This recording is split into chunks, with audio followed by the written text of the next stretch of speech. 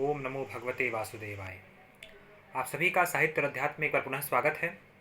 आज हम समझेंगे पितृदोष का क्या कारण होता है, पितृदोष क्या होता है, पितृदोष का निवारण क्या है, इसके लक्षण क्या हैं।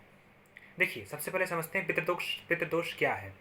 पितृदोष जो होता है वह हमारे पूर्वजों द्वारा, हमारे पितरों द्वारा कोई ऐसा दोष हमें मिल जाता है जिससे हमें बहुत ही कष्टों का सामना करना पड़ता है और जिसका फल हम ही नहीं, हमारी आने वाली पीढ़ियों को भी भोगना पड़ता है।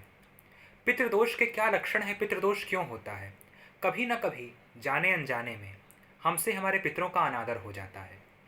वह अनादर किस माध्यम से हम जानते भी नहीं है तो भी हो जाता है। वह क्या कारण है, जैसे कभी हमारे यहाँ कोई शुभ कार्य होते हैं, विवाह, जनेऊ आदि जो संस्कार होते हैं, उसमें पितरों को निमंत्रण देने की रस्म होती है। यदि वह हम नहीं करते हैं भूल के अनजानेवश, तो उसका भी श्राप हमें मिलता है।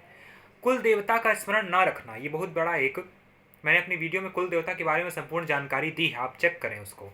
कुल देवता के बारे में हम यदि स्मरण नहीं करते हैं तो वो पितृदोष बनकर आता है। कभी जाने अनजाने में हम पितरों का अपमान कर देते हैं, वह भी पितृदोष बन के आता है। पूर्व जन्म में हमने यदि सर्प की हत्या की हो तो वही पितृदोष बन के आता है। और यदि जाने अनजाने में हम पीपल के यानी अश्वत्थ के वृक्ष को काट देते हैं तो पीपल के वृक्ष को काटना महापाप और ब्रह्म हत्या जैसे पाप को जन्म देता है। पीपल का वृक्ष कभी किसी ब्राह्मण अथवा हिंदू को भी नहीं काटना चाहिए, हमें कोई अधिकार नहीं है। पीपल का वृक्ष लगाने का जितना महत्व है, काटने का उससे भी कई हजार करोड़ गुना पाप होता है। पितृदोष निवारण कैसे हो।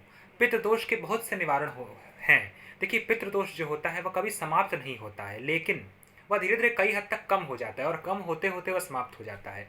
सबसे अचूक उपाय जो पितृदोष को खत्म करने का है वह है श्रीमद् भगवद गीता का पाठ करना। और खास करके पितृपक्ष में श्रीमद् भगवद गीता के 7वें अध्याय का पाठ करना बहुत ही शुभ माना जाता है। यदि आप अपने पितरों का नाम लेकर भगवान विष्णु के कृष्ण के सामने एक घी का दीपक जलाकर पितरों के निमित्त श्रीमद् भगवद गीता का पाठ करते हैं तो वह बहुत ही श्रेयस्कर होगा और आपके पितरों को तृप्ति भी कराएगा और उनका जो पाप लगा है उससे वह मुक्ति भी दिलाएगा। हम सुबह उठ करके पीपल के वृक्ष में यदि काले तिल मिला करके जल उसको हम पीपल के जड़ में अर्पित करें तो वो भी काफ़ी हद तक पितृदोष को खत्म कर देता है। कहते हैं पीपल के अग्रभाग में भगवान विष्णु, मध्य में ब्रह्मा और उसके मूल यानी जड़ में भगवान शिव का वास होता है। यदि हम उसके मूल में जल अर्पित करते हैं तो पितरों को जो अतृप्त पितर हैं उनको तृप्ति प्राप्त होती है, पितृ बहुत ही संतुष्ट होते हैं। इसलिए हमें इस पितृपक्ष में तो बिल्कुल ही हमें जल अर्पित करना चाहिए। पीपल के वृक्ष में जो तर्पण होता है, जल दिया जाता है। देखिए, तर्पण जो होता है वह नित्य कर्म है। जिस प्रकार हम भोजन रोज करते हैं, पूजन रोज करते हैं, उसी प्रकार तर्पण भी प्रतिदिन करना चाहिए। लेकिन अब आजकल की परिस्थितियों को देखते हुए जो तर्पण लोग रोज नहीं कर पाते हैं, इसलिए यह विशेषकर पितृपक्ष को बनाया गया। तो पितृपक्ष में जो पितरों का तर्पण नहीं करता है उसको फिर पितरों का कोप भोगना पड़ता है। तो हमें पितृपक्ष में तर्पण रोज करना है, अपने पितरों को जल अर्पित करना है। यदि हम भोजन भी ब्राह्मण को उनकी तिथि पे करा देते हैं तो भी हमें जल अर्पित करना चाहिए, क्योंकि आप किसी को भोजन कराएं और जल ना दें तो वो अतृप्त ही रहेगा। इसलिए जल आप घर में दे सकते हैं, पीपल के वृक्ष में दे सकते हैं, अथवा गौशाला में दे सकते हैं, मंदिर में दे सकते हैं। आप कहीं भी दक्षिण की ओर मुँह करके हाथ में कुशा लेकर के जल अर्पित करें, पितरों को अवश्य ही प्राप्त होगा।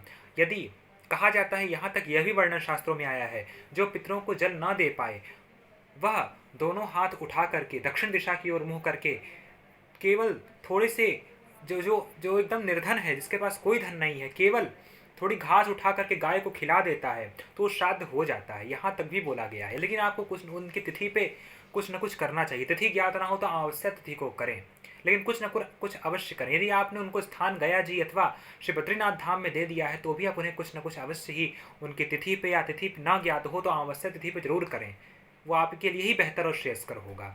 कहते हैं जो निर्धन है, जिन्हें तिथि नहीं याद है अथवा उनके पास धन नहीं है श्राद्ध करने का, किसी से मांग के लाया हुआ धन तो आप श्राद्ध कर नहीं सकते, वो आपका सफल ही नहीं होगा।